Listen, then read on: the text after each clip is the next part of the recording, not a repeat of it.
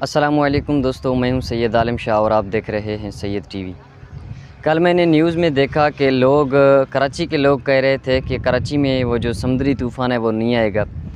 پتہ ہے وجہ وہ کیا بتا رہے تھے؟ وہ وجہ یہ بتا رہے تھے کہ یہاں پر عبداللہ شاہ غازی کا مزار ہے، اس وجہ سے یہاں پر طوفان نہیں آئے گا۔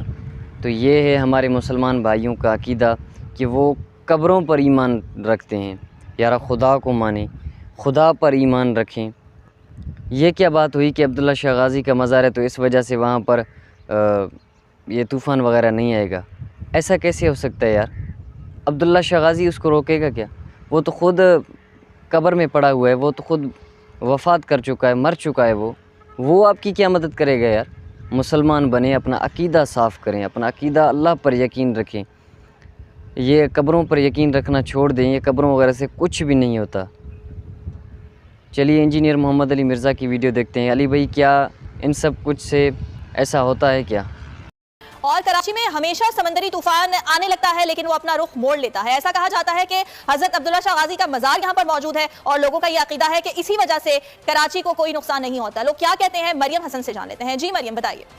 سمندری طوفان پپر جوائے کا سندھ سے ٹکرانے کا خطرہ برقرار ہے۔ سمندری طوفان اس وقت کراچی کے ساحل سے 450 جبکہ ٹھٹا کے ساحل سے تقریباً 430 کلومیٹر کے فاصلے پر موجود ہے۔ لیکن کراچی کے شہریوں کا ماننا یہ ہے کہ کراچی میں سمندری طوفان نہیں آئے گا اور اس کی وجہ اللہ کے ولی شاہ عبداللہ غازی کا مزار ہے۔ اس وقت ہمارے ساتھ ایک شخص موجود ہے، ہم ان سے بات کر لیتے ہیں۔ آپ بتائیے گا ماننا کیا ہے؟ میرا کیا ماننا ہے، پوری دنیا مانتی ہے سرکار کے یہاں ان کی برکت سے جو بھی ایسے طوفانی حوالے سے یا اور بھی جو بھی ناگہانی آفات ہیں وہ سرکار کی یہاں موجودگی سے وہ ٹل جاتے ہیں، کیونکہ سرکار کی اگر دیکھا جائے تو وہ اس گھرانے سے تعلق رکھتے ہیں جن کے دعا کے لیے اگر ہاتھ اٹھ جائے تو بہت جو بڑی سے بڑی مطلب یہاں پہ جو آفات ہیں وہ ٹل جاتی ہیں۔ یقیناً شہریوں کا یہی ماننا ہے کہ کراچی کا ساحل جو ہے رہے گا، کیونکہ یہاں پر حضرت عبداللہ شاہ غازی کا مزار موجود ہے اور ان کی فضیلت اور برکت کی وجہ سے جو ہے تو یہ سب کی سب کہانیاں میرے بھائی، کوئی کچھ نہیں کر سکتا۔ ہاں، بعض اوقات شیاطین جو ہیں وہ انسانوں اور جنوں میں سے انسانوں کو وسوسے دلاتے ہیں کہ جی وہ تو یزید نے بھی کعبے پہ چڑھائی کی تھی تو اللہ نے کعبہ کیوں نہیں بچایا؟ اس لیے کہ اللہ نے کہیں یہ کہا ہی نہیں ہے کہ میں نے کعبہ بچانا ہے۔ اللہ نے تو آپ کو بقدر ایفرٹ چھوڑا ہوا ہے دنیا کے اندر۔ وہ تو نبی الاسلام کے بھی دانت مبارک شہید ہوئے ہیں۔ اللہ کا دعویٰ کہیں نہیں ہے۔ آپ کا بزرگوں کے بارے میں دعویٰ ہے کہ جی ڈیوٹیاں نے کراچی دی ڈیوٹی جیڑی ہے وہ اونا بزرگاں دی جیڑی سمندر دے کنارے نے جتھے ساری چرس پاؤڈر اتھے ہی وکدی ہے، اے ڈیوٹی لگی ہے جی لاہور۔ منو نہ پتہ ہے سر، اپنے کول رکھو بوجھے چ، ٹھیک ہے۔ لاہور دے جس بزرگ دی ڈیوٹی لگی ہے، سارے زنا دے اڈے، سارے چرسی پاؤڈر اتھے کٹھے ہوندے نے، تو اے ڈیوٹیاں لگی ہیں نے پھر کوئی کچھ نہیں میرے بھائی۔ آج کے اس ماڈرن دور میں بھی جب لوگ دین سے برگشتے ہیں، ہمارے محلے کے اندر آ کے اگر چرسی پاؤڈری کو کرائے کا مکان خرید لینا یا کوئی بدکاری کرنے والے لوگ، تو پورا محلہ پروٹیسٹ کر کے وہ کہتا ہے جی انہوں کڈو اتھوں، باقی انہوں خراب کرن گے۔ تو تہاڈے بزرگاں دے مزاراں اوتے سارے پٹھے کام ہو رہے ہیں، تہاڈے بزرگ انہوں کیوں نہیں اٹھا سک رہے؟ وہ تے نگاہ مار کے تے اے کر دیندے نے، بم پھاڑ لیندے نے۔ سب جھوٹ ہے میرے بھائی۔ اتنی ساری چیزیں ہونے کے بعد بھی اب تو آنکھیں کھل جانی چاہیے، کوئی کچھ نہیں کر سکتا کسی کے لیے۔ یہ ہر چیز اللہ کے قبضے میں ہے۔ اور پھر ایسے ایسے جھوٹ لکھے ہوئے ہیں کہ جی وہ امام شافعی رحمۃ اللہ علیہ کے پاس ایک یہودی آیا، اس نے کہا جی میں مناظرہ کرنا ہے تواڈے نال۔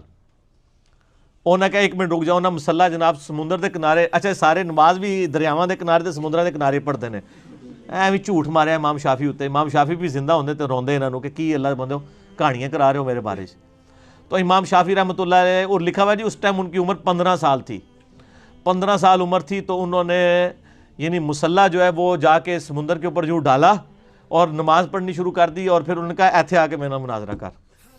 انہوں نے اتھے جناب کلمہ پڑھا، مسلمان ہو گیا۔ سبحان اللہ۔ کہانیاں اتنی بڑی کہانی ہے۔ اور میرے بھائیوں، میں نے آپ لوگوں کو کئی بار بتایا کہ حضرت معاویہ رضی اللہ تعالیٰ عنہ جب حضرت عمر کے دور میں گورنر بنے تو رومن امپائر کے ساتھ جنگیں جاری رہتی تھیں، تو وہ سمندروں میں ان کی بہت بڑی یعنی آرمی موجود تھی، بڑے بڑے بحری جہاز تھے۔ تو حضرت معاویہ نے حضرت عمر کو خط لکھا کہ آپ مجھے اجازت دیں میں بھی ایک بحری بیڑا تیار کروں ان عیسائیوں کے ساتھ مقابلے کے لیے، ہمارے پاس بھی ریزروڈ اپنی نیوی ہونی چاہیے۔ اچھا، تو حضرت عمر فاروق رضی اللہ تعالیٰ نے اپنے یعنی سینئر صحابہ کو بلا کے مشورہ کیا کہ اس طرح یعنی جو شام کی طرف ہمیں یعنی بحری بیڑے کی ریکوائرمنٹ ہے، تو اس میں پھر مشورے میں چیز سامنے آئی کہ یہ اس وقت ظاہر لائف بورڈز اور جیکٹس تو نہیں ہوتی تھی، تو حضرت عمر کو یہ بتایا گیا کہ یہ ذہن میں رکھیے گا جب یہ بحری جہاز ڈوبتا ہے نا تو بندہ بچتا کوئی نہیں ہے. ظاہر اٹلانٹک کے اندر اگر آپ گر گئے ہیں تو وہ تو فریزنگ پوائنٹ ہے اس کا آلموسٹ پانی کا، آپ کو تیراکی بھی آتی ہو تو آپ زندہ نہیں رہ سکتے. ٹھنڈے پانی، ہمارے تو یہ گرم سمندر ہے نا، جو ٹھنڈے سمندر ہے اس تو ویسے ہی بندہ ڈبو کے بھی کاٹ لو تو مرے ہی نکلے گا 2-3 منٹ واسطے بھی. وہ سردی اتنی ہے ہر چیز، ظاہر دل بھی فریز ہو جاتا ہے. تو حضرت عمر نے کہا بھئی میں تمہیں اجازت، میں یعنی اپنے ساتھیوں کی لائف سٹیک پہ لگا کے، رسک پہ لگا کے میں بیڑی بیڑا بنانے کی اجازت نہیں دوں گا. یعنی صحابہ کرام کے تو کہیں دماغ میں نہیں سن کہ بابے سمندر تو ٹور بھی لیندے نے. میں تو انہوں ہی دسنا چاہ رہے ہیں کہ کتنی بڑی کہانی ہے. پھر حضرت عثمان کے دور میں دوبارہ سے ریکویسٹ کی گئی تو حضرت عثمان نے پھر ان کو اجازت دی اس حوالے سے کہ بحری بیڑا، پہلا بحری بیڑا پھر حضرت عثمان غنی رضی اللہ عنہ کے دور میں تیار ہوا ہے. اس کی میں نے انجینئرنگ کی ہے کہ صحابہ کرام علیہم رضوان، ان کو تو یہ وہم بھی نہیں تھا کہ سمندر کے اوپر چلا جا سکتا ہے، سمندر کے اوپر آپ مسلح ڈال سکتے ہیں، سمندر کے اوپر گھوڑے چل سکتے ہیں. وہ کہتے ہیں بندے کے مروان لگے ہو، وہ کہتے ہیں بسم اللہ پڑھی تے پانی تے ٹرنا شروع کرتا. سر پانی چھڑ دو، میں تو ایتھے ایک نالے تو کوئی ٹور کے تہاڈا کوئی بزرگ دسے بسم اللہ پڑھ کے.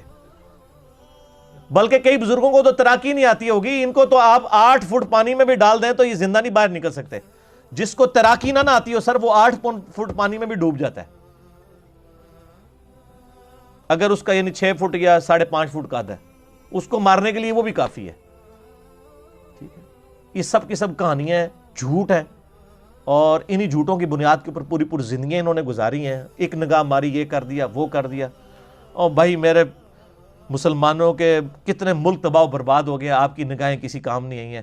افغانستان ختم ہو گیا، ٹھیک ہے جی، عراق کا تباہ کر دیا، شام تباہ کر دیا، پاکستان کی کمر توڑ دی. آپ کے بزرگ کب کام آنے ہیں ہمارے؟ ٹھیک ہے، وہ ہمارے ایک بھائی تھے، آج وہ ملنے کے لیے بھی آئے تھے مجھے بائی چانس، تو اس لیے مجھے ان کی بات یاد آ گئی. وہ عراق میں ہوتے تھے تو بڑے کٹر بزرگوں کے ماننے والے تھے.